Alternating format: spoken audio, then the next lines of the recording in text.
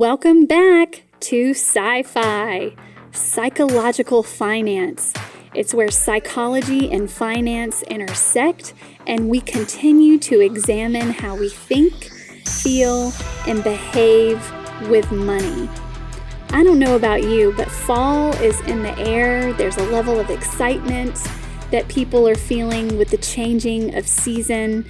And this goes in hand with our talk on the 4 points of moving you from a state of feeling financially bogged down or stuck to now feeling financially ready and empowered to move forward.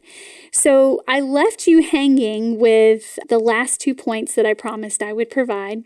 Just to recap, we talked last time about Wayne Brown's talk, Position for Progress. Again, had nothing to do with mental health, had nothing to do with finances, but I loved his point so much on how to move from a state of feeling stuck to unstuck. So I thought I would just go ahead and apply that to finances. So his first point was to change your standard, and the second was to change your source.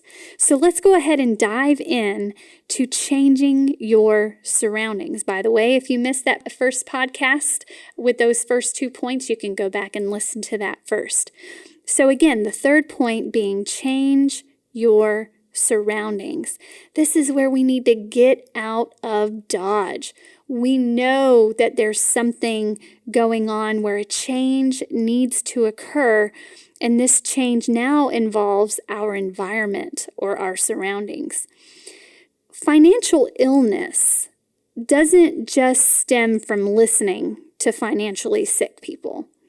It's also triggered and exacerbated by our physical surroundings. I know for me, the way I drive home, I'm always passing Bridge Street, for those that are familiar with Huntsville. And DSW, big 3 letters on the building that call my name every time I pass by.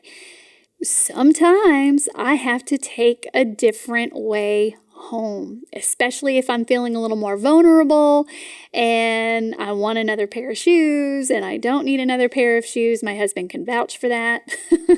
My closet can vouch for that. Sometimes we have to physically change our surroundings. So you might even have to take a different way to work because you're passing that Starbucks every time. And not to take any business away from the wonderful Java Cafe here at Redstone Arsenal, but if you're finding that you're not saving enough because you're spending it on a bunch of lattes, then, come see me. We can find a way where you can still support MWR and the Java Cafe while feeling less guilt and putting more money into your savings. You might also be in a dead-end job where higher pay just won't be realized. This is where you can change your surroundings and start applying for jobs that are more commensurate with your skills and your level of leadership, those types of things.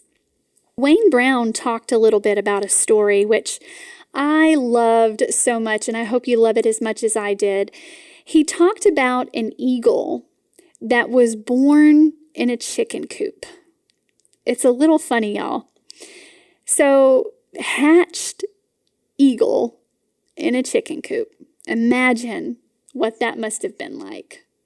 But this eagle, just like human beings, observed what everyone else was doing and started following the same behavior. We naturally follow cues and mimic those that are in our everyday lives because we start to look at that behavioral as the norm, as the standard, so to speak.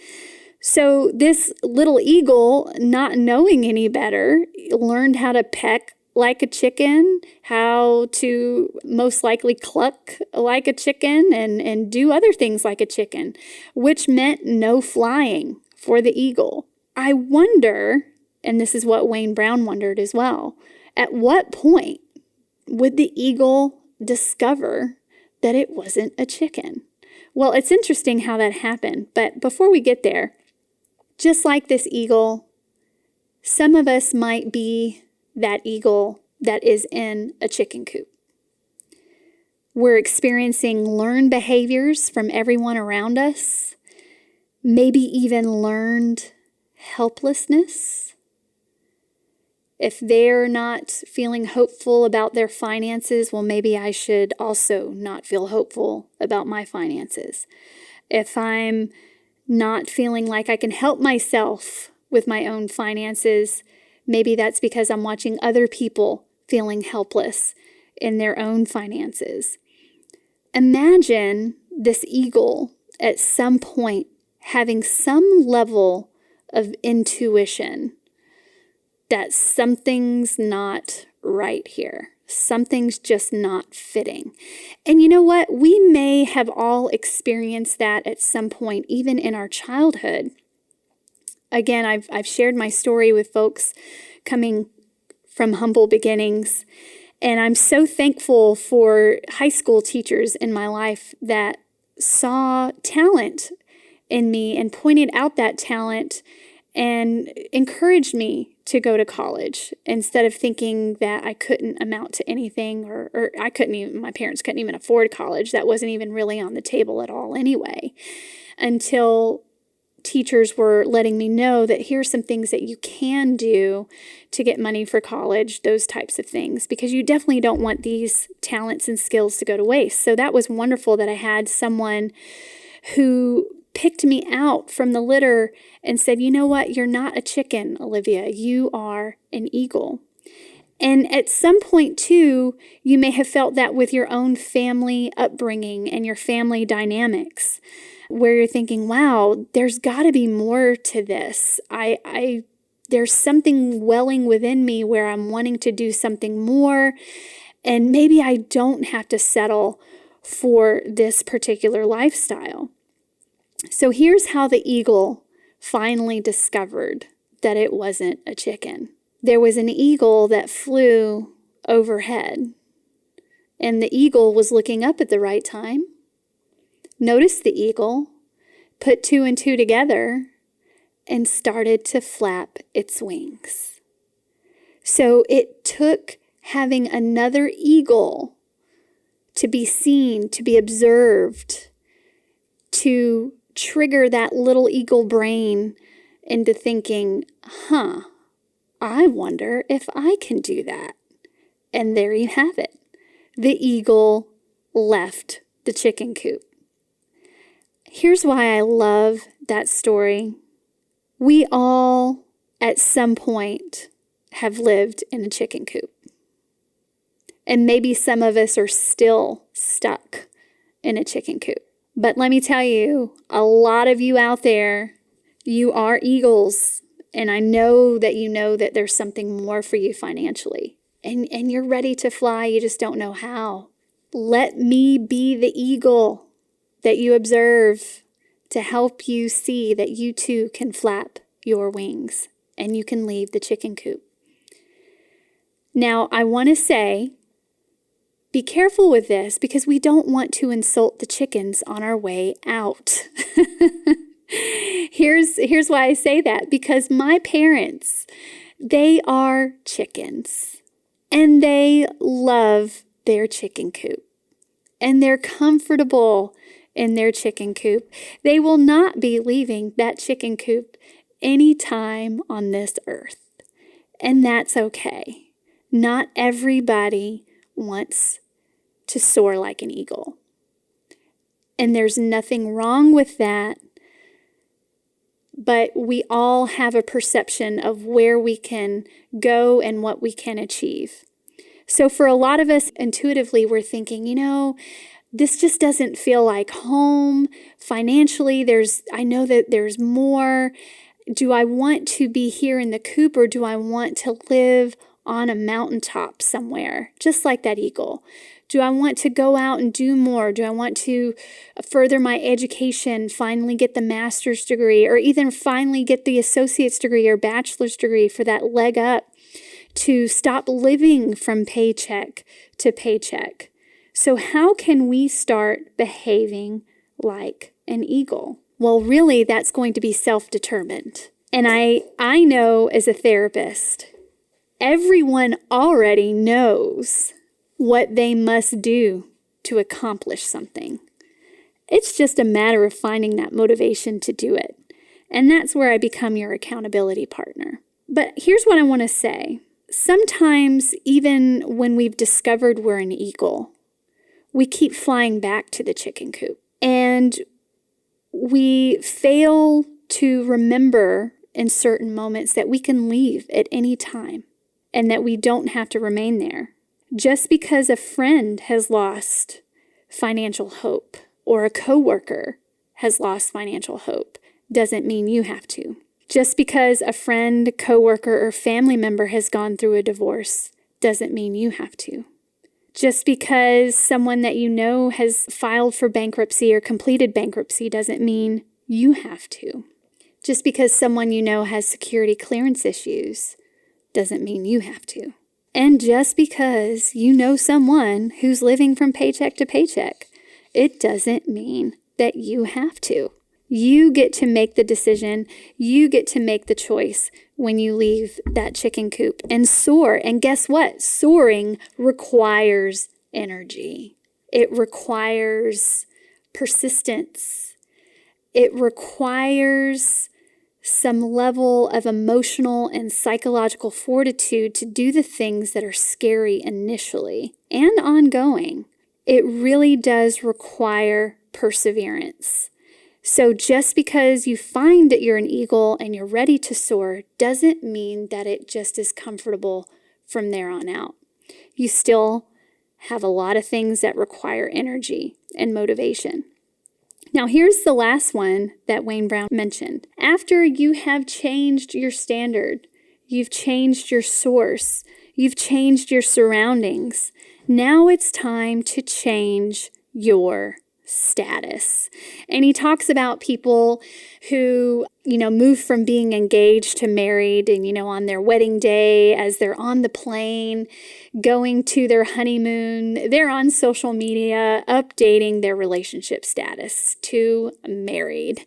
It's exciting. It's a wonderful thing to experience when you finally betrothed or you finally tied the knot. You want to share it with the world.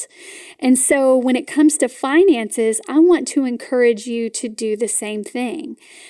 Once you've changed your standard, changed your source, changed your surroundings, just shout it out at the rooftops to the world. Hey, status change here. I have moved from being financially hopeless to financially hopeful, and here's what I've done. So I laid out for you then what it means to be single in the financial world. Not single relationally with another person, but single relationally with your spend plan. If your status is single, that means you have no spend plan. If you want to change your status from single to dating, which would be a good thing, that means you're getting to know a spend plan. How exciting is that, to change your status from single to dating? You're getting to know this spend plan. You're working out the details. You're living within those details. It's exciting. And then before you know it, you're engaged. You are now changing your status to engaged because you are committed fully to the spend plan. You like where it is, you like where it's going, and you want to remain committed to it. And you want to show the world that you're committed to the spend plan. Maybe to your family members, maybe to your coworkers, maybe to other people in your life where you can share what you've learned and spread the good word that, hey, this is what can happen to you if you just did this. If you did this with your budget courtship, at some point you will marry that spend plan. You are now in a seasoned relationship with that spend plan, and you're planning a rich future together. Gosh, that sounds great, doesn't it? To be married to that spend plan. But listen, y'all, we all know that when you get married, it's not all sunshine, flowers, and butterflies. After you tie the knot, it still takes work. It still takes effort. So there'll be times when you do not like your spend plan. And there'll be times when you just want to divorce from that spend plan. But stay in it for the long haul. But here's what you have to do. It's one thing to change your status or upgrade your status, but you have to keep reminding yourself and noticing when that status has changed. Because we all know that in physical relationships with people, you just don't enter a relationship and then do nothing else and expect it to be healthy. There's work, there's effort that is required. But what you can tell yourself as you move from single without a spend plan to dating, getting to know your spend plan, to engage, committed to the spend plan, and finally married in a seasoned relationship with that spend plan and planning a rich future together, sometimes you have to notice over and over and over again that you are not the same person that you used to be. Your identity has changed. I don't have to keep overspending. I'm different. I can set and maintain financial boundaries with my family. I'm different. And here's what Wayne Brown says to close out his talk on positioning for progress. The reason we remain stuck is because we keep telling ourselves we're the same person we've always been or used to be. But you have to tell yourself that you are different and changed, and that something different is happening every day. So you kind of have to turn your chin a little bit every day to focus on where you're actually wanting to go. And I just read in a financial book, Money Mammoth, just yesterday. I loved this line. He was talking about how couples, obviously, we're going to argue about money and in relationships with the people that we love the most. But when we finally get to a sweet spot where things are moving along, all of a sudden there's a shift and then there's more argument. It's because a wonderful thing is happening and you are growing and developing together through life's transitions. So it's not necessarily a negative thing. And it's the same thing with your relationship with yourself. There will be times when you get frustrated with yourself that, man, I was doing well with my spend plan. I was doing all this. But hey, then a new season came upon you. You got your graduate degree that costs a little extra money, or you got married that costs a little extra money. You bought a home for the first time, costs a little extra money. And so you're having to constantly re-navigate, recalculate, and reassess where you're wanting to take that spend plan. Keep thinking, something inside of me is changing, and I will be different with my finances. Keep thinking, my status is changing, and I don't have to be stuck anymore, no matter where I came from. I hope this has helped someone out there. Keep listening to the Sci-Fi podcast. You never know when you might get that golden nugget that's going to separate you from the chickens.